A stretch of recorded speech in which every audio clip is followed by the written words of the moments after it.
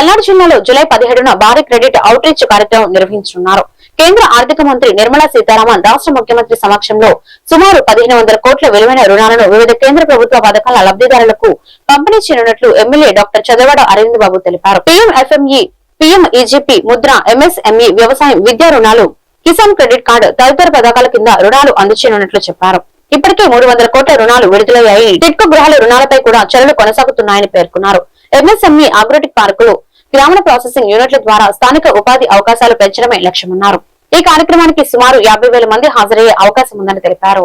ధన్యవాదాలు. ఏదైతే మన ప్రీతం నేత నరేంద్ర మోడీ గారు ప్రధానమంత్రిగా, అదేవిధంగా నారా చంద్రబాబు నాయుడు గారు ముఖ్యమంత్రిగా వెనకబడిన పల్నాడు ప్రాంతాన్ని అభివృద్ధి పరంగా తీసుకెళ్ళడానికి మరి క్రెడిట్ అవుట్ రీచ్ ప్రోగ్రామ్ అనే కార్యక్రమాన్ని పెట్టడం జరిగింది. ఈ నరేంద్ర మోడీ గారి ఆశీస్సులతోటి మరి ఫైనాన్స్ మినిస్టర్ గారు మాన్యశ్రీ నిర్మలా సీతారామన్ గారు మన పల్నాడు జిల్లా ముఖద్వారం నర్సరావుపేటకి రేపు 17వ తేదీ ఉదయం 11 గంటలకు నర్సరావుపేట రాబోతున్నారు. ఈ కార్యక్రమంలో మరి సెంట్రల్ ఫైనాన్స్ మినిస్టర్ గారు నిర్మలా సీతారామన్ గారు, అదేవిధంగా మన ప్రీతం నేత నారా చంద్రబాబు నాయుడు గారు, అదేవిధంగా మరి ఇన్ఛార్జ్ మినిస్టర్ గారు, ఎంపీ గారు, కలెక్టర్ గారు, అదేవిధంగా మరి పల్నాడు జిల్లా ఎమ్మెల్యేలు అందరూ కూడా ఈ కార్యక్రమంలో పాల్గొనడం జరుగుతుంది. ఇది ఒక మంచి పరిణామం. ఎందుకంటే డ్వాక్రా మహిళలకు కానీ అన్ని వ్యవస్థల్ని అభివృద్ధి పరంగా ముందుకు తీసుకెళ్లాలంటే వ్యవసాయ రంగాన్ని అభివృద్ధి పరంగా ముందుకు తీసుకెళ్లాలి, విద్యా రంగాన్ని ముందుకు తీసుకెళ్లాలి.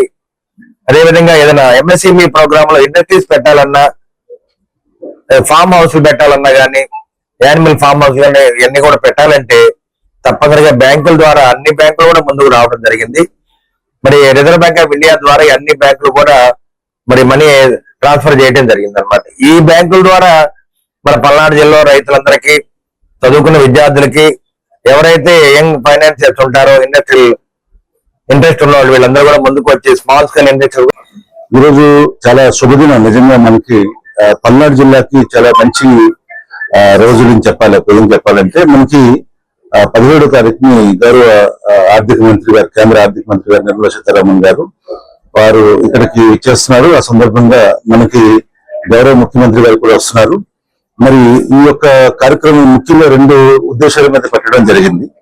ఒకటి, భారతదేశంలో పల్నాడు జిల్లాకు ఉన్నటువంటి ప్రాముఖ్యతను దృష్టిలో పెట్టుకుని ఇక్కడ ఉన్నటువంటి అన్టాప్డ్ పొటెన్షియల్ తీసుకోవడం కోసం కానీ, అంటే ఎంతమంది అయితే మనకున్న 22 లక్షల మంది జనాభాలో ఎంతమందికి మనం కవర్ చేయగలుగుతామో యాక్టివిటీస్ వాళ్ళు స్వయం సమృద్ధి సాధించడం కోసం కానీ ఈ యొక్క కార్యక్రమాన్ని క్రెడిట్ అవుట్ రీచ్ ప్రోగ్రామ్ గా పెట్టడం జరిగింది.